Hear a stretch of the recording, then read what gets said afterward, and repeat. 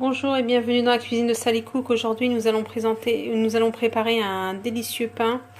J'allais le faire et pas le filmer, puis je me suis dit bah pourquoi pas, ça peut intéresser certaines personnes. Donc voilà, c'est un pain à la farine semi-complète avec une mie très aérée, très tendre, vous allez voir, super bon. Moi j'en fais 2 fois par semaine.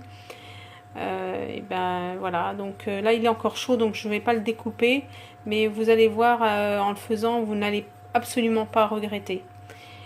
Et ben je vous dis maintenant à tout de suite pour la recette. En fait, bonjour à tous, j'allais faire mon pain et puis je me suis dit bah, pourquoi pas leur montrer à mes followers comment faire du pain tout simplement. Moi j'aime bien le pain complet, alors bon, souvent j'en achète, mais quand j'ai le temps bah, je le fais moi-même. Et je voulais justement vous conseiller une farine que j'utilise depuis 2 mois.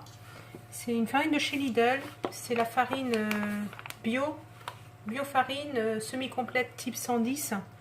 Elle est vraiment très bien, je vous la conseille. Voilà. Et elle est vraiment pas chère, je crois qu'elle fait 80 centimes le kilo, donc ça vaut vraiment le coup. Donc voilà, pour faire le pain c'est très facile. Alors moi j'ai une recette un peu spéciale, donc je vais vous faire ma recette. Après je vous donnerai des recettes plus classiques. Donc j'ai mis 1,5 kg à peu près de farine dans mon pétrin. Alors tout ça vous pouvez le faire à la main si vous n'avez pas de machine. Vous allez prendre donc 1,5 kg que vous mettez dans votre machine. Vous allez mesurer 300 ml d'eau, dans lequel vous allez mettre une cuillère à café de levure de boulangerie. Donc je vous rappelle la levure que j'utilise, ça s'appelle Saf Levure. Vous pouvez en trouver à Carrefour, Auchan, vous allez au rayon Saveurs du Monde, ou vous pouvez trouver ça aussi dans les boucheries halal. Alors vous mettez une demi-cuillère à café. S'il fait vraiment très froid dans votre cuisine, vous pouvez aller jusqu'à 2. Bon, moi je vais en mettre un peu plus. Voilà, parce qu'en ce moment c'est pas... Voilà. Et vous laissez la levure s'activer dans de l'eau tiède. Donc tiède, quand on dit tiède, c'est tiède, un peu chaude, pas trop chaude parce que sinon ça tue la levure. Donc on va attendre comme ça 5 minutes, et quand la levure va mousser, on va pouvoir l'utiliser. Donc une fois que votre levure s'est bien diluée et a commencé à mousser, donc vous rajoutez votre verre. Donc voilà, on commence par 300 ml d'eau. Alors tout le monde va me dire oui, mais les quantités c'est jamais très juste. Alors en fait ça dépend de la farine que vous utilisez. Il y a des farines qui absorbent beaucoup l'eau et on a besoin d'en rajouter. Donc moi je préfère vous montrer la consistance de la pâte. Donc, mais ça va pas être loin de ce que je mets, mais ça va pas être forcément ce que je mets. On va rajouter le sel, donc une cuillère à café.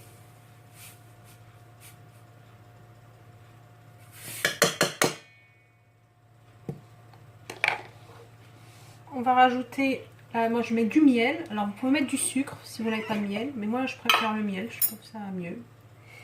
Donc on va mettre une grosse cuillère à soupe de miel.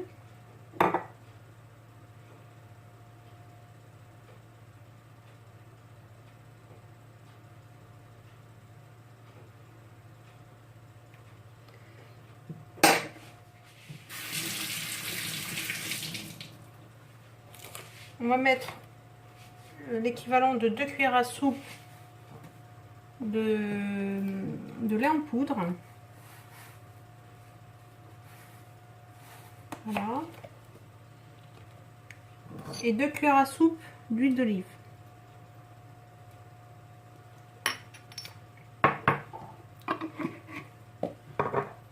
Alors, on va mélanger comme ça au départ pour voir ce que ça donne, avant de mettre au pétrin, pour justement avoir la bonne consistance de la pâte.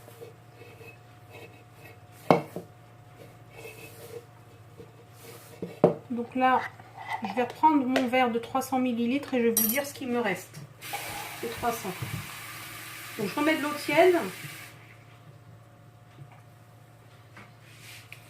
Et je vais mettre petit à petit jusqu'à avoir la consistance de la pâte que je veux. En fait, la pâte, un pain pour qu'il soit bien réussi avec une mie aérée et pas du tout en forme, enfin trop, comment dire, une mie qui est pas assez aérée. Il faut que la pâte soit molle et collante.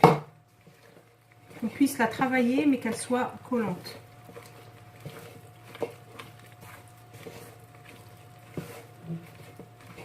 Alors, vous voyez ma pâte comment elle est? Elle n'est pas dure, elle est comme la pâte à brioche, quoi. C'est une pâte collante, c'est normal. 180.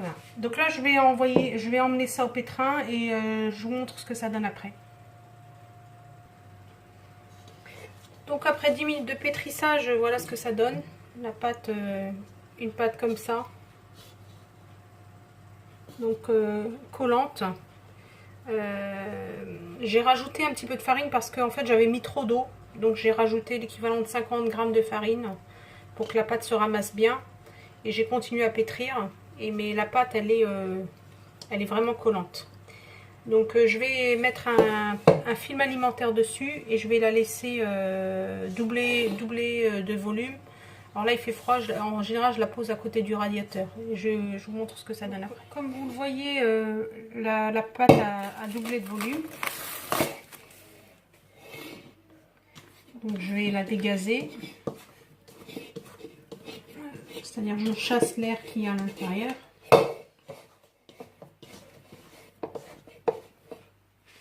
Je vais prendre un plateau. Ici, voilà, je sais pas si vous voyez bien, là, comme ça. Je vais mettre un papier sulfurisé. Je vais mettre un peu de farine dessus. Je vais déposer ma pâte au milieu, comme ceci. Alors, n'hésitez pas à mettre ce qu'il faut de farine pour que ça ne colle pas sur votre papier. Et en fait, ce que je vais faire, c'est que je vais former une boule.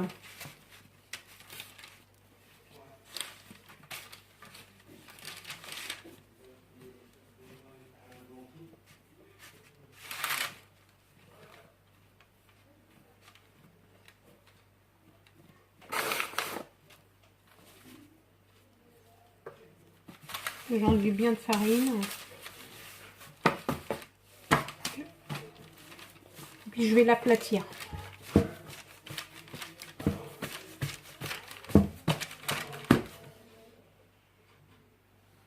Donc voilà, j'ai aplati mon pain sur une épaisseur d'environ 1,5 cm. Je vais couvrir et je vais relaisser lever mon pain avant la cuisson. Donc voilà, mon pain a bien levé. J'ai mis mon four à préchauffer à 210 degrés. Donc il est bien chaud avec la plaque du four à l'intérieur. Je vais faire un petit trou comme ça pour laisser l'air passer entre mon pain et la plaque. Je prends ma plaque bien chaude, là comme ça. Je soulève mon pain. Comme ça, c'est une astuce pour ne pas abîmer votre pain. Et j'enfourne tout de suite. J'enfourne.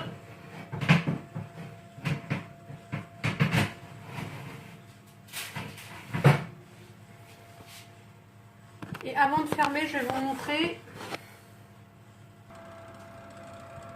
Avant de fermer, je mets un peu d'eau comme ça. Et je ferme. Donc voilà, là, après 20 minutes de cuisson, à la sortie du four, ça donne ça. Un très joli pain. Avec une croûte très tendre. Ben, j'espère que ma recette vous aura plu. Et à bientôt pour une nouvelle recette. Je vous remercie de bien vouloir liker, de partager mes recettes. Et merci aux gens qui me suivent. Je vais essayer de faire de plus en plus de recettes. Et à bientôt.